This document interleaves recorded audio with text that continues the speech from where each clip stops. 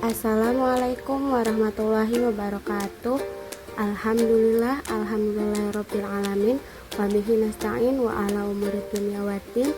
Wassalatu wassalamu ala asrofil anbiya'i wal mursalin wa ala alihi wa sahbihi ajmain.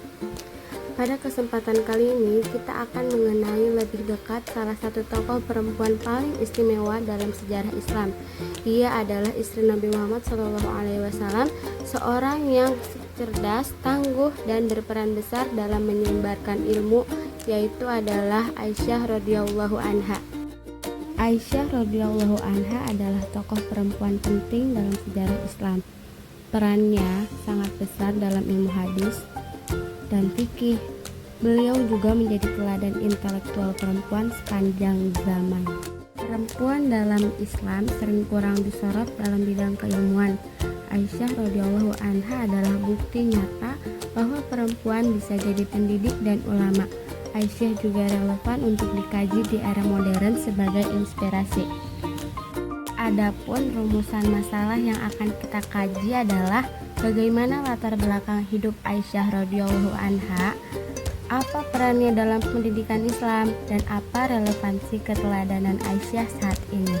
Tujuannya adalah menjelaskan biografi dan kontribusinya, serta menggali nilai keteladanan untuk mendidik Islam di masa kini. Aisyah binti Abu Bakar lahir sekitar tahun 613 Masehi di kota Mekah. Ia adalah putri dari Abu Bakar As-Siddiq, sahabat terdekat Nabi dan khalifah pertama dalam Islam. Sejak kecil, Aisyah sudah dikenal cerdas dan memiliki daya ingat yang luar biasa. Ia tumbuh dalam keluarga yang dekat dengan ajaran Islam sejak awal dakwah Nabi Muhammad SAW. Aisyah juga menikah dengan Rasulullah SAW dalam usia muda. Meski demikian, hubungan mereka dipenuhi kasih sayang, kehangatan, dan keilmuan. Nabi begitu mencintainya dan kerap memanggilnya dengan panggilan lembut, yaitu Humaira. Kedekatan inilah yang membuat Aisyah menjadi saksi utama kehidupan rumah tangga Nabi dan berbagai peristiwa penting dalam Islam. Setelah wafatnya Nabi Muhammad SAW, Aisyah menjadi rujukan utama dalam ilmu keislaman. Ia meriwayatkan lebih dari 2.000 hadis dan menjadi tempat bertanya para sahabat besar. Aisyah bukan hanya perawi, tapi juga penafsir, guru, dan pemikir. Kecerdasannya menjadikannya salah satu sosok paling berpengaruh dalam perkembangan ilmu Islam. Tak hanya dikenal karena keilmuannya, Aisyah juga aktif di ranah sosial dan politik. Ia pernah terlibat dalam Perang Jamal sebagai bentuk kepedulian terhadap keadilan umat. Meski peristiwa tersebut penuh ujian, keberaniannya menunjukkan bahwa perempuan pun punya peran dalam menjaga kebenaran dan keutuhan umat. Aisyah wafat pada tahun 678 Masehi di kota Madinah dan dimakamkan di kompleks Baqi, tak jauh dari Masjid Nabawi.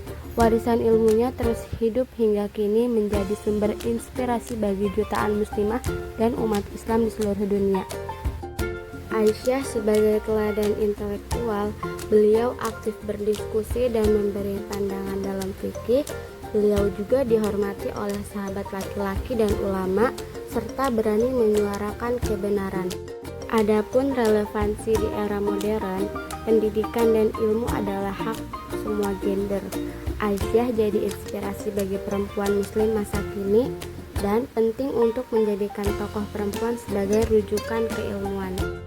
Begitupun peran Aisyah dalam pendidikan Islam ini adalah ahli hadis, fikih, dan tafsir. Beliau juga memberikan fatwa dan mengajar para sahabat. Begitupun rumahnya jadi pusat belajar agama. Beliau juga peran besar dalam penyebaran ilmu keislaman. Adapun nilai-nilai keteladanan Aisyah, yaitu keberaniannya, kecerdasannya, peran dalam pendidikan, kesederhanaannya, dan teladan keluarga.